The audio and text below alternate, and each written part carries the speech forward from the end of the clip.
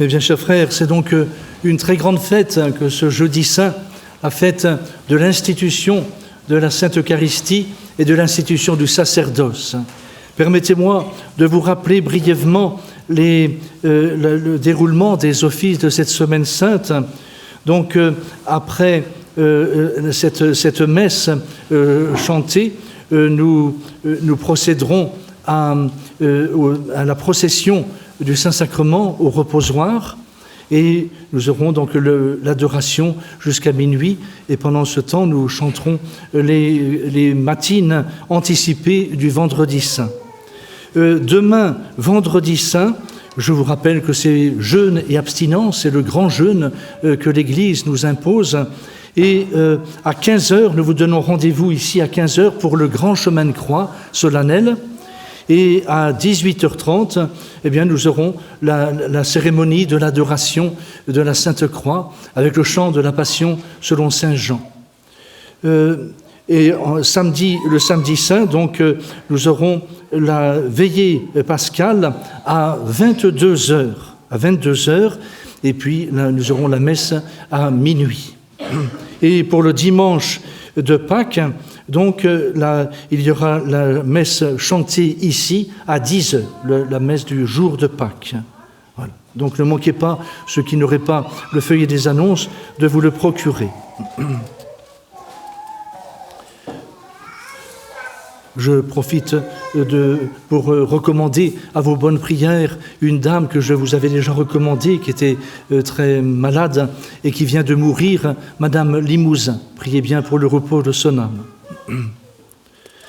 Au nom du Père et du Fils et du Saint-Esprit, ainsi soit-il. Mais bien, chers frères, c'est une grâce extraordinaire que le bon Dieu nous fait de pouvoir célébrer dans le respect de la Sainte Liturgie de l'Église catholique, cette institution de la Sainte Eucharistie et du sacerdoce. Deux grands trésors que notre Seigneur a tenu à nous donner avant d'accomplir notre rédemption en mourant sur la croix. Et il est bon de noter qu'en ce jeudi saint, notre Seigneur agit envers ses apôtres comme un père de famille, sur le point d'entreprendre un grand voyage et qui entretient ses enfants avec plus d'abandon et de tendresse que jamais. Notre Seigneur parle à ses apôtres et s'épanche avec eux pendant cette sainte scène avec une douceur et une bonté extraordinaires. Et il leur raconte clairement tout ce qui doit lui arriver cette nuit, afin qu'il n'en soit ni surpris, ni scandalisé, comme d'une chose imprévue. J'ai souhaité avec ardeur, c'est-à-dire, il y a bien longtemps que je désire l'heure de célébrer avec vous cette Pâque, qui est la dernière que nous célébrons ensemble. La scène de l'agneau pascal étant achevée, Jésus, nous dit la Sainte Écriture, se lève de table, il ôte son manteau, se ceint d'un linge, met de l'eau dans un bassin et se dispose à laver les pieds de ses disciples. Notre Seigneur veut rendre plus attentifs à considérer, veut nous rendre plus attentifs à considérer l'excès prodigieux de ses abaissements. Il veut nous enseigner par son exemple à fouler aux pieds toute forme d'orgueil et à nous rendre dignes de Dieu par notre humilité. Et c'est la raison pour laquelle la Sainte Liturgie prévoit dans quelques instants, après l'homélie, nous procéderons justement à ce lavement des pieds des 12 apôtres avec les antiennes liturgiques magnifiques prévues par la Sainte Église. Et les préparatifs de ce jeudi saint nous donnent une idée de ce que nous devons apporter à la réception du très saint sacrement de l'Eucharistie. C'est ce qu'exige la grandeur et la dignité de ce mystère ineffable.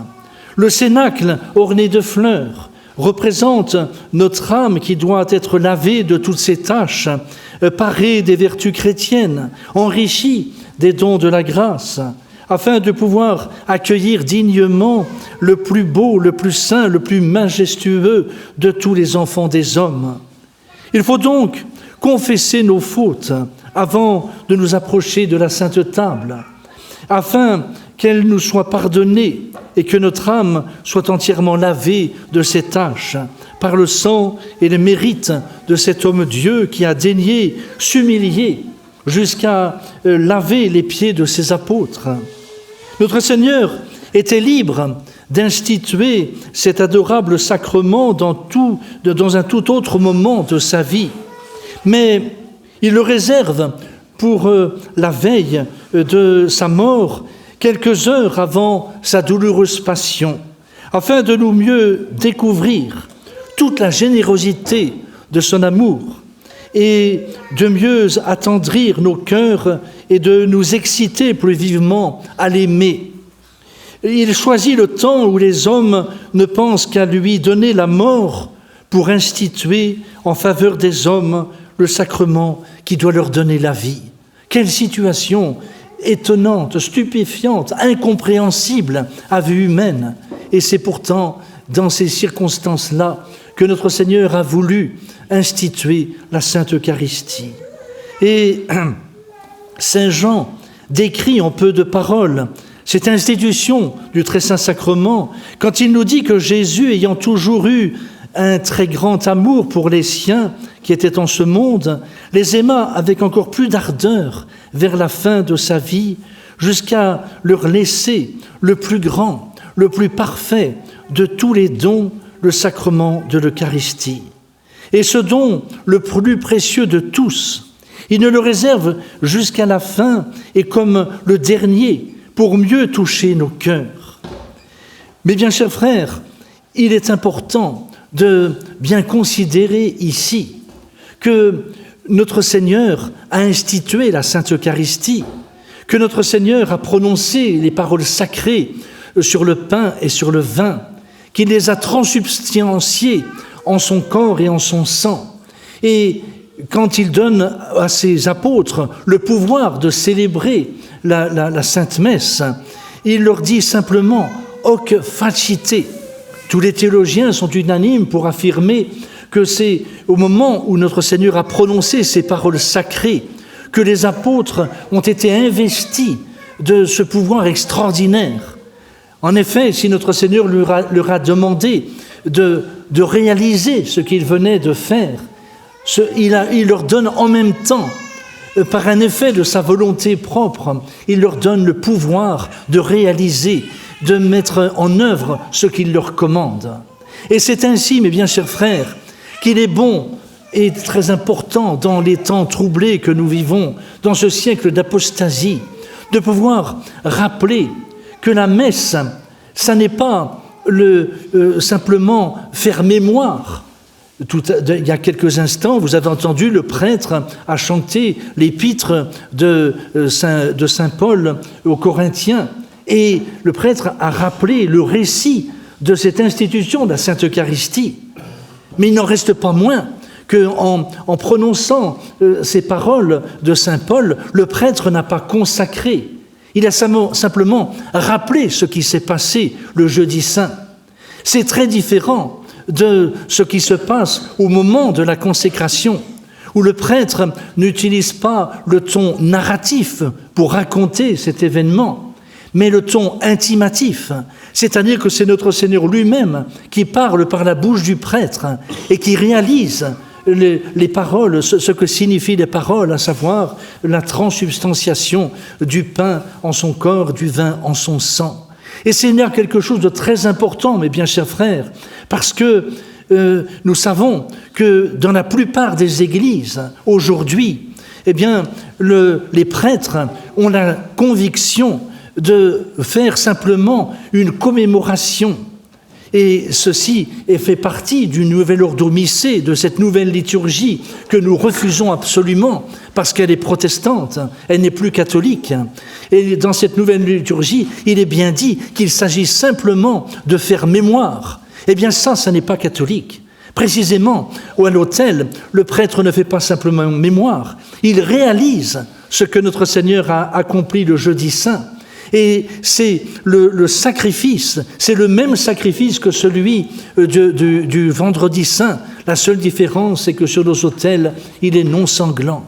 Et il est important de souligner ceci, mes bien chers frères, ceci nous prouve, s'il en était besoin, que la plupart des fidèles qui se disent encore catholiques sont privés du saint sacrifice de la messe, sont privés de la présence réelle de notre Seigneur dans la Sainte Eucharistie, puisqu'ils ne font qu'une commémoration, qu'ils racontent un souvenir, qu'ils font le partage du pain, comme ils disent, le rassemblement du peuple de Dieu. Eh bien ça n'est pas la messe. Et mes bien chers frères, ceci doit vous faire toucher du doigt la grâce insigne que nous avons de pouvoir encore maintenir dans cet humble sanctuaire le saint sacrifice de la messe, l'oblation pure, la transsubstantiation. C'est quelque chose de considérable, mes bien chers frères, alors que partout dans le monde aujourd'hui, la messe est abandonnée. Il n'y a plus que quelques petits îlots de résistance où le saint sacrifice est maintenu dans toute sa pureté, dans toute son intégrité. Alors rendez grâce à Dieu de cette bénédiction qu'il nous fait, de pouvoir encore nous approcher du sacrement de l'Eucharistie et de notre Seigneur Jésus-Christ réellement présent dans la Sainte Eucharistie. Vous le voyez, il est bon de noter aussi que notre Seigneur a voulu se servir de pain plutôt que de toute autre chose dans l'institution de la Sainte Eucharistie, pour nous laisser par ce signe sensible un souvenir perpétuel de sa passion. Il s'était déjà comparé, nous le lisons dans le Saint-Évangile, il s'était déjà comparé au grain de froment, parce que le froment doit être battu, broyé, moulu et passé par différents états avant d'être changé en nourriture. Et ce divin Sauveur qui devait être dans tous les siècles la nourriture de nos âmes, voulut pour cela cacher sa propre substance sous les espèces du pain et du vin, comme pour nous donner une image naturelle de l'état passible et douloureux où l'ont vu les prophètes qui nous le représentent battu, déchiré, brisé par nos crimes. Après avoir changé le pain en son corps et le vin en son sang, Jésus, comme prêtre éternel et souverain chef de son Église, se communie lui-même et donne ensuite à ses apôtres ce divin sacrement. Et en leur prescrivant de prendre chacun une partie de cette nourriture céleste, il leur confère le pouvoir et la dignité du ministère sacerdotal, avec la permission de l'exercer à l'heure même en se communiant de leurs propres mains. Les apôtres, éclairés par la foi, n'auraient jamais osé toucher, encore moins porter à leur bouche cet auguste sacrement. Mais comme Jésus le leur ordonne, ils obéissent malgré leur indignité. Ils sont prêtres pour l'éternité. Et ce que je fais maintenant, dit-il aux apôtres, en leur personne, à tous les prêtres qui doivent lui succéder dans le sacerdoce, ce que je fais en consacrant mon corps et mon sang, faites-le vous-même.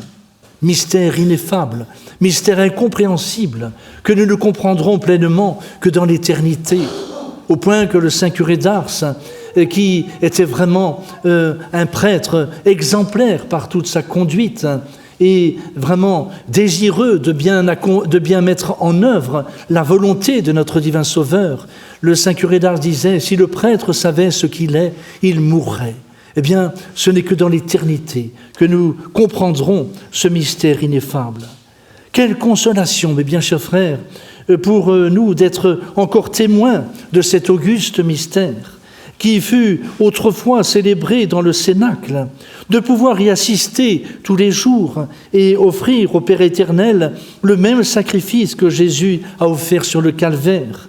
Quelle consolation de renouveler et de pouvoir s'approprier le fruit de cette oblation la plus propice, la plus méritoire, la plus agréable de toutes celles qu'on pouvait offrir à Dieu. Et c'est pourquoi, mes bien chers frères, tout à l'heure, nous aurons le bonheur d'adorer et de louer l'agneau sans tache, comme les bienheureux le louent et l'adorent dans le ciel. Et nous nous appliquerons justement en suivant la sainte liturgie de l'Église et en chantant ces antiennes magnifiques, nous appliquerons à adorer notre divin Sauveur réellement présent dans la Sainte Eucharistie et bien sûr dans le reposoir que nous avons préparé pour recevoir cette présence réelle. Soyez pleins de respect pour notre divin Sauveur et demandez la grâce d'être dans les bonnes et saintes dispositions pour pouvoir recevoir tous les fruits qui sont attachés à ce sacrement. Et c'est pour cela que je me tiens à votre disposition de demain et après-demain au confessionnal. N'hésitez pas à venir purifier votre conscience pour arracher de votre cœur tout ce qui pourrait faire encore obstacle à l'épanouissement de la grâce du bon Dieu. Et puis approchez-vous de notre divin Sauveur et prononcez ces paroles. Mon Dieu, je crois que vous êtes réellement présent, je vous adore, je vous aime. Et le bon Dieu vous donnera sa grâce et vous serez forts face aux tribulations qui sont les nôtres dans ce monde impie, dans ce monde apostat. Vous resterez fidèles parce que vous aurez reçu cette nourriture céleste et que vous aurez reçu en même temps tous les fruits qui y sont attachés pour vous permettre de persévérer dans la foi catholique malgré les tribulations présentes et en suivant l'exemple de tous ces saints qui nous ont précédés. Un jour, nous partagerons la même gloire dans l'éternité. C'est la grâce précisément que nous allons demander au cours du Saint-Sacrifice de la messe, après donc cette cérémonie du lavement des pieds. Au nom du Père et du Fils et du Saint-Esprit, ainsi soit-il.